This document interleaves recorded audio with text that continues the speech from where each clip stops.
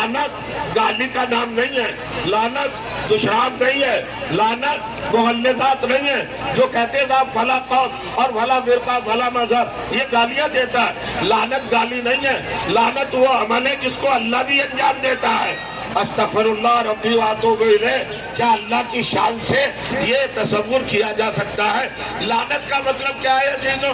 لعنت کا مطلب ہے ٹوٹل بائیکاٹ، یعنی تعلق ختم کر دینا۔ جس پر تم لعنت بھیج رہے ہو نا، لعنت کا مطلب یہ ہوگا، ملاحظہ کیجئے، لعنت کا مطلب کیا ہوگا؟ مثلا آپ نے لعنت بھیجی کہ ظالم پر لعنت، قاتل پر لعنت، کافر پر لعنت، مشرک پر لعنت، فلاں پہ لعنت، فلاں پہ لعنت۔ تو لعنت کا مطلب کیا ہے؟ لعنت کا مطلب یہ ہے کہ اب ہمارا تم سے کوئی تعلق نہیں رہا، جو تم کرو گے وہ ہم نہیں کریں گے، جو تمہاری روش ہوگی وہ ہماری روش نہیں ہوگی، جو تمہارا طرز ہوگا وہ ہمارا طرز نہیں ہوگا۔ لعنت پڑھ کے بھی جس پر لعنت پڑھ رہے ہو، اگر اس کے ہی عمل پہ عمل کر رہے ہو تو پھر لعنت نہیں پڑھ رہے ہو، پھر اپنے اوپر لعنت پڑھ رہے ہو۔ ظالم پہ لعنت پڑھنے کا مطلب یہ ہے کہ زندگی میں کبھی ظلم نہ کرو، کافر پر لعنت کرنے کا مطلب یہ ہے کہ زندگی میں کبھی کفر نہ کرو، مشرک پر لعنت پڑھنے کا مطلب یہ ہے کہ کبھی زندگی میں شرک نہ کرو، غاصب پہ لعنت پڑھنے کا مطلب یہ ہے کہ کسی کا کبھی کچھ غصب نہ کرو۔ توجہ چاہ رہا ہوں، کسی پر لعنت پڑھنے کا مطلب ہے کہ اس کے کیریکٹر کو دیکھو، اس کے کردار کو دیکھو۔ اب آپ نے سن لیا کیا منزل ہے؟ رحمان کون ہے؟ جو مقام بخشش پر، مقام عطا پر مذہب نہ دیکھے، ضرورت دیکھے۔ اور کریے، شیطان نے کہا میں سجدہ نہیں کروں گا، اللہ نے کہا نکل میری بارگاہ سے۔ سنیے پیغام قرآن کا، یہ شیطان کا واقعہ قرآن میں کیوں بیان کیا اللہ نے؟ 18,000 سال پہلے جو واقعہ ہوا اسے قرآن میں کیوں رکھا، اسے سمجھنے کی ضرورت ہے۔ اب اللہ کہتا ہے کر سجدہ، شیطان کہتا ہے نہیں کروں گا سجدہ۔ کہا تو نکل میری بارگاہ سے، تجھ پر میری لعنت۔ تو ٹرمپ تو ختم ہو گئے، اللہ غیظ و غضب میں تو آ گیا نا، ناراض تو ہو گیا نا۔ اب شیطان کھڑے ہو کے کہتا ہے، کیا کہتا ہے عزیزو؟ پروردگار رب انذرنی الی یوم یبعثون، میں نے تیری عبادتیں کی تھی، کیا مجھے بدلہ نہیں دے گا؟ کیا بدلہ کیا مانگتا ہے؟ کیا مجھے قیامت تک کی زندگی دے؟ غور کریے آپ، کب تک کی زندگی مانگی؟ قیامت تک کی۔ اور کس موقع پر مانگی؟ کس محل پہ مانگی؟ کس نازک مقام پر مانگی زندگی؟ توجہ جا رہا، اگر اللہ کا حکم مان کے مانگتا تو سمجھ میں آتا ہے۔ اللہ نے کہا کر آدم کو سجدہ، تیسرے کا نہیں کروں گا، یعنی ڈینائی کر کے، انکار کر کے، بغاوت کر کے زندگی مانگ رہا ہے۔ یہ جرأت شیطان کو کہاں سے آئی؟ بھائی سجدہ کر کے مانگتا تو سمجھ میں آتی ہے کہ پروردگار تو نے مجھے حکم دیا آدم کو سجدہ کرنے کا، میں نے اپنے دل پہ پتھر رکھ کے تیری مخلوق کو سجدہ کر لیا صرف تیرے حکم کی بنا پر، اب اس کا صلہ مجھے دے دے قیامت تک کی زندگی۔ تو سمجھ میں آتا ہے بھائی کہ اطاعت کر کے مانگتا، اللہ سے بغاوت کی اور کہا سجدہ نہیں کروں گا، تیری بات نہیں مانوں گا، مگر مجھے زندگی دے دے قیامت تک کی۔ سن لیا آپ نے؟ یہ جرأت، یہ ہمت، یہ اقدام، یہ تحریک، یہ اسپرٹ شیطان میں کہاں سے آئی؟ شیطان جانتا تھا کہ وہ اللہ ہی نہیں ہے، وہ رحمان بھی ہے۔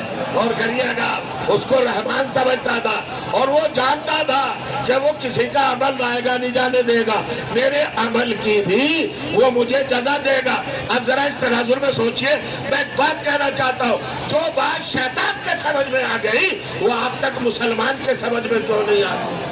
فرمایا یعنی شیطان ہو کر اس کو رحمان مان کے ایسے نازک موقع پر، فصیح صاحب، ایم ایل اے صاحب ذرا سنیے، کیسے نازک موقع پر ہم بھی غصے میں آ جاتے، اگر ہماری بات نہ مانی جائے تو کیا ہم کسی کی ڈیمانڈ مان لیں گے؟ اب تو اس میں چڑھ بیٹھیں گے، راشن پانی لیں گے، اس پر چڑھ جائیں گے۔ لیکن وہ رحمان دیکھو کہہ رہا ہے کر سجدہ، وہ کہہ رہا نہیں کروں گا سجدہ، کہا تو نکل جا، کہا نکل رہا ہوں، کہا مجھے جنت تجھے زندگی دے دے، قیامت تک کی زندگی، چھوٹی موٹی زندگی بھی نہیں، قیامت تک کی مانگی۔ اللہ نے کہا انکا من المنظرین الی یوم الوقت المعلوم، جا ہم نے تجھے زندگی دی وقت معلوم تک کی، چلا جا۔ غلام فرمایا اب ایک بات اور سمجھئے، شیطان باغی ضرور تھا، शैतान सरकश जरूर था, शैतान काफिर जरूर था, शैतान बागी जरूर था, मगर अल्लाह को आदिल मानता था, अदालत का कायल था। सलवात पढ़े मोहम्मद वाले मोहम्मद। कै मिनट हो गए हालिद साहब? 20 मिनट हो गए, 21 हो गए, चलिए। तो ये मंजिल है। अब मैं एक कंसेप्ट, एक रुख रखना चाहता हूँ। रहमान, अल्लाह है रहमान।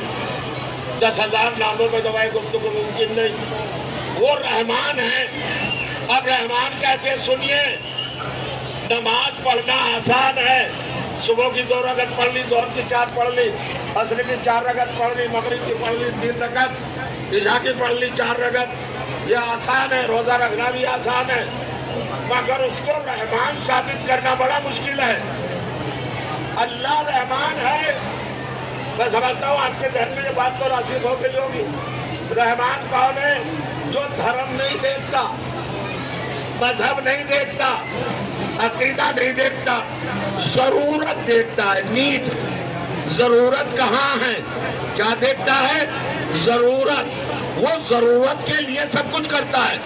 क्या अल्लाह को नहीं पता था कि काफिर पैदा होंगे, मुशरिक पैदा होंगे, बागी पैदा होंगे, तागी पैदा होंगे, फसादी पैदा होंगे, आतंकवादी पैदा होंगे, मज़ाहिब पर, मस्जिदों पर, इबादतगाहों पर हमला करने वाले पैदा होंगे? अल्लाह नहीं जानता था, लेकिन उसने जरूरत की चीजें जितनी भी पैदा की वो सबके लिए पैदा की। हवा सबके लिए है, घटा सबके लिए है, सूरज सबके लिए है, चांद सबके लिए है। हालांकि वो काबिल मुतलक है, उसे इंसानों को मारने के लिए मलकुल मौत के भेजने की भी जरूरत नहीं। वो अगर ऑक्सीजन से कह दे कि स्टॉप, रुक जा, और 2 मिनट के लिए ऑक्सीजन रुक जाए, सारी दुनिया मर जाएगी, सबकी बत्ती बुझ जाएगी, सबकी मोहब्बती खामोश हो जाएगी। जब वो रहमान यतीमों को मारो, बच्चों को बेवा करो, औरतों को, इबादत खानों को तोड़ो, लेकिन इंतकाम का जज्बा और इंतकाम का हक तो हमारे हाथ में है। कहाँ जाओगे हमसे बचकर? किस जगह पे जाओगे? कौन सी जगह है? देखो, जुर्म करके, क्राइम करके हुकूमत से बच सकते हो, अल्लाह से नहीं बच सकते हो। कहाँ जाओगे? उसकी गिरफ्त में तो आना ही पड़ेगा, उसकी गिरफ्त में आना ही पड़ेगा। अब खत्म हो रही है गुफ्तगू, ये बात आपके सामने रख दूं। रहमान है अल्लाह। आपने 25 मिनट तकरीबन सुन लिया, अब रिजल्ट सुनिए। आलम इस्लाम के उलमा से अगर कोई मुखालिफ रहमान और अल्लाह का दुश्मन ये बहस करने लगे कि हमें अल्लाह दिखलाओ, तुम्हारा अल्लाह रहमान है, वो रहमान कैसे है? और वो मकाम बख्शिश पर मजहब नहीं देखता, जरूरत देखता है, तो हमें दिखाओ, प्रूफ करके बताओ। क्या कायनात में कोई मजहब ऐसा है कि किसी के पास ऐसा किरदार हो जिसमें अल्लाह की ये सिफत नजर आ जाए? मैं पूछना चाह रहा हूँ, जरा बेदार हो, खुदा फरमाए हैं, ये फजाइल हो रहे हैं, वो भी सुन रहे हैं, उनकी मंजिल में भी ये सवाब की कैफियत हो रही है। अरे भाई, मजहब रहमान देखना चाहता है, दुश्मन इस्लाम एक नॉन मुस्लिम गैर मुस्लिम आपसे पूछना चाहता है, दिखाओ अल्लाह।